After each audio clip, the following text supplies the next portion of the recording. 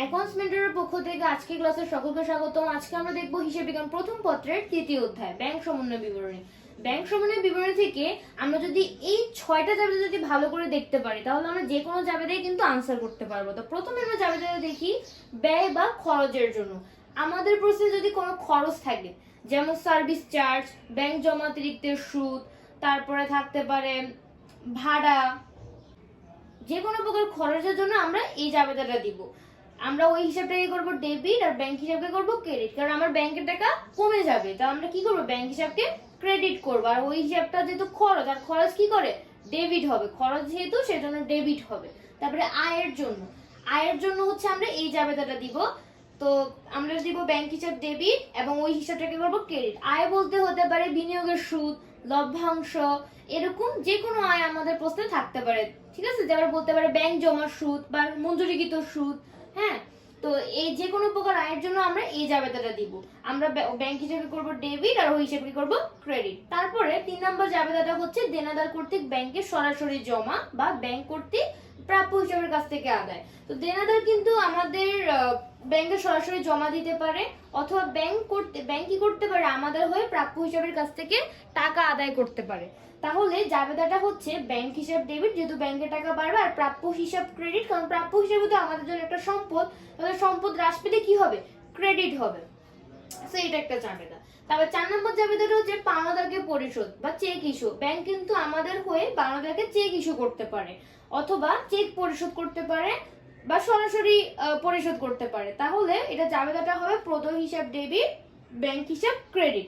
কারণ আমরা জানি দায় কমে গেলে কি হয়, দায় যখন হ্রাস পায় তখন ডেবিট হয়, প্রদেয় হিসাব কি হবে, ডেবিট হবে। তারপরে 5 নম্বর জাবেদাটা হচ্ছে ইস্যুকৃত চেক বা প্রদেয় বিল বা প্রদেয় নোট প্রত্যাখ্যান। এটা হচ্ছে অনেক ইম্পর্টেন্ট একটা জাবেদা। যদি আমরা চেক ইস্যু করি বা বিল ইস্যু করি, তো এই যে আমরা প্রদেয় বিল বা নোট, হ্যাঁ প্রদেয় নোট, এগুলো যদি প্রত্যাখ্যান হয় সেক্ষেত্রে জাবেদা হচ্ছে ব্যাংক হিসাব ডেবিট।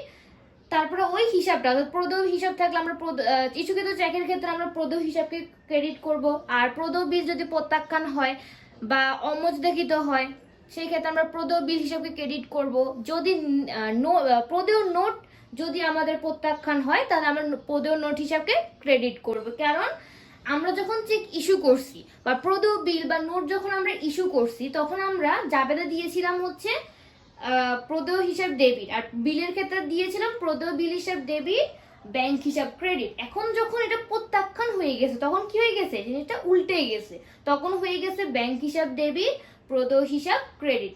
বিলের ক্ষেত্রে হয়ে গেছে ব্যাংক হিসাব ডেবিট, প্রদেয় বিল হিসাব ক্রেডিট। তারপর হচ্ছে জমাকৃত চেক বা প্রাপ্য বিল বা প্রাপ্য নোট প্রত্যাখ্যান।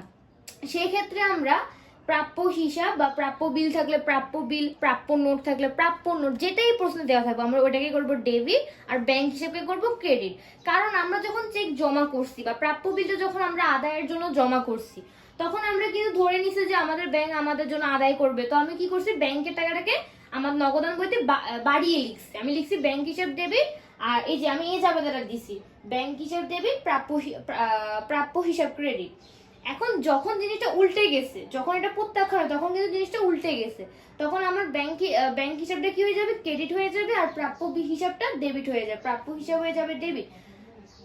যদি বিলের ক্ষেত্রে হয় তাহলে আমরা প্রাপ্য বিল হিসাব ডেবিট করব, প্রাপ্য নোট প্রত্যাখ্যান হলে আমরা প্রাপ্য নোট হিসাবকে ডেবিট করব, ব্যাংক হিসাবকে ক্রেডিট করব। তো এই 6টা হচ্ছে আমাদের জন্য সবচেয়ে ইম্পর্টেন্ট। আমি এখানে আরো 2টা বোনাস দিয়ে রেখেছি, যেমন ব্যক্তিগত প্রয়োজনে ব্যাংক থেকে উত্তোলন।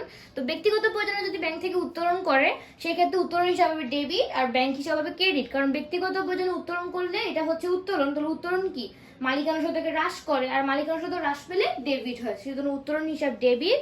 আর ব্যাংকে টাকা কমে গেছে তাহলে ব্যাংক হিসাব ক্রেডিট। তারপর নগদ টাকা কি করছে, আমি ব্যাংকে জমা দিছি, সেক্ষেত্রে আমার জাবেদা হচ্ছে ব্যাংক হিসাব ডেবিট, নগদান হিসাব ক্রেডিট। এই জাবেদাগুলো যদি ভালো করে দেখি তাহলে আমরা কিন্তু সহজেই জাবেদাগুলো আনসার করতে পারবো। আশা করি এই ভিডিওটি তোমাদের জন্য অনেক উপকারে এসেছে। সামনের ভিডিওতে আমরা বোর্ড কোশ্চেন সলভ করে দেখাবো, তাহলে আমাদের জন্য এই চ্যাপ্টারটা আরো বেশি ইজি হয়ে যাবে।